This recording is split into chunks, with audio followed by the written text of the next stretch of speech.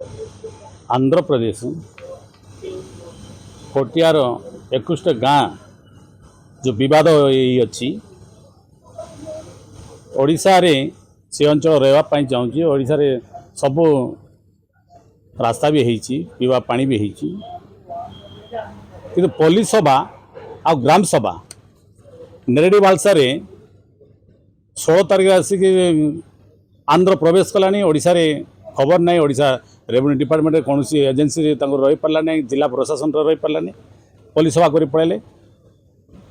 ये मास 23 तारीख आउ से विराट बड़ गोटे प्रोजेक्ट हम जहाँ बद्रगढ़ नाल अच्छी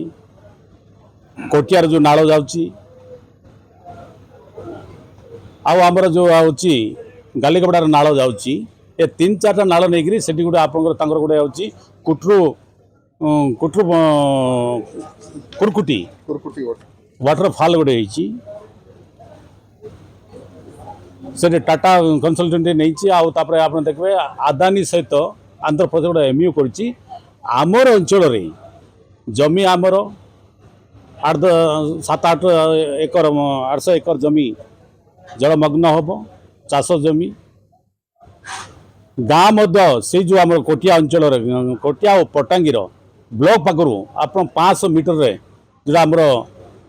गाँ अच्छी से गाँ अच्छी दांडुगुड़ा पटांगीर मात्र 500 मीटर हम दांडुगुड़ा से डैम गले पानी बर्तमान आसी पहुँच लोक से विस्थापित हे 30टा गाँ से अंचल सुरक्षित रही आम आंध्र सरकार माड़ी माड़ी आसूची ओडिशा सरकार नीरव एथबार होती बर्तमान डबल इंजिन सरकार आसी से बर्तमान पार्ट टाइम इंजिन से गोटे ट्रिपल इंजिन सरकार आंध्र को अहेतुक केंद्र सरकार दौरान किंतु राज्य सरकार नीरव रोचे। ओडिशार मुख्यमंत्री हाउस रे बाबद स्टेटमेंट आम चाहूँ ओडिशा सरकार कौन चाहूँ कोटिया को सुरक्षा देवा आ जलप्रपात जो आम 1200 मेगावाट जल विद्युत मेगावाट विद्युत उत्पादन करेंगे ताको जो सुरक्षा न देवे से अंचल भासीजी से कोटिया आम अंचल बर्तमान गला 23 तारीख ये मासर 23 तारीख ग्राम सभा पुलिस सभा से कोटिया अंचल लोक को लेकिन कर जोटा कि आमर अंचल से विवाद अंचल ना आप पटांगी पाक से अंचल लॉर